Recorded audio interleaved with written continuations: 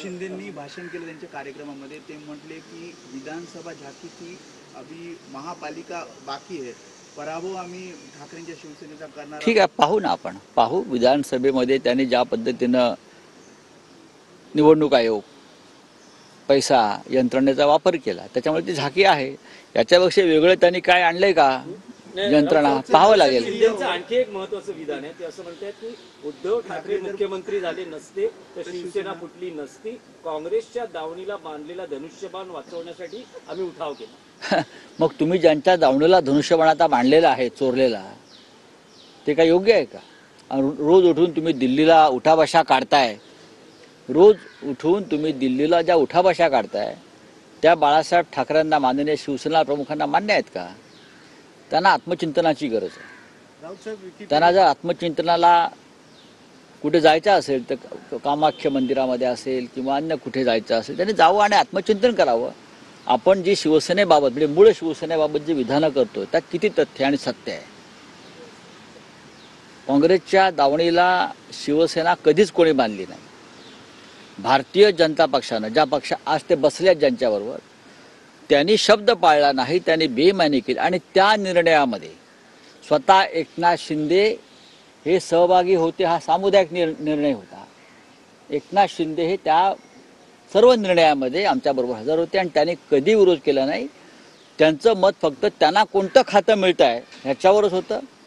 त्यांना मुख्यमंत्री व्हायची इच्छा होती. त्यावेळेला महाविकास आघाडीच्या प्रमुख नेत्याने सांगितलं की एकनाथ शिंदे फार ज्युनियर आहेत, त्यांच्या हाताखाली आम्ही काम करणार नाही. म्हणून एकनाथ शिंदे यांच्या बाबतीत विचार होऊ शकला नाही. हे मी वारंवार सांगितलेलं आहे.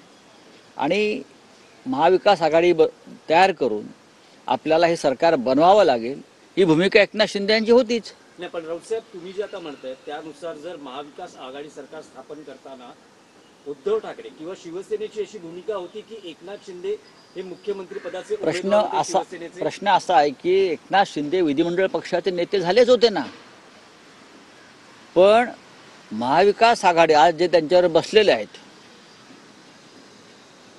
अजित पवार व त्यांचे इतर सहकारी, ज्यांनी त्यांचा परवा सत्कार केला दिल्लीमध्ये महाजी शिंदे पुरस्कार देऊन, ते स्वतः ज्येष्ठ नेते शरद पवार, या सगळ्यांची भूमिका होती.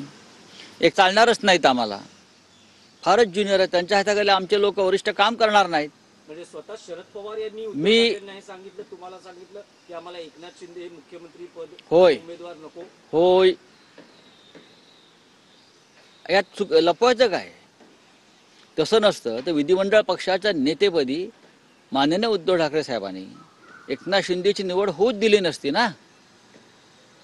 जर भारतीय जनता पक्षाबरोबर राज्य निर्माण झालं असतं, भारतीय जनता पक्षावर, मी काय म्हणतो ऐकून घ्या, त्याने जर शब्द पाळला असता आमचा 50-50चा, तर शिंदेच तेव्हा मुख्यमंत्री झाले असते. प्रश्नच येत नव्हता दुसरं कोणाचं नाव असण्याचा किंवा दुसरं कोणाला पुढे आणण्याचा. उद्धव ठाकरे त्या बाबतीमध्ये अत्यंत प्रामाणिक आहेत. त्यांनी एकनाथ शिंदे यांना विधिमंडळ पक्षाचं नेतं केलं, तिथेच त्यांना तो एक सिग्नल असतो तो दिलेला आहे. पण भारतीय जनता पक्षाने शब्द पाळला नाही, म्हणून एकनाथ शिंदे मुख्यमंत्री झाला नाही.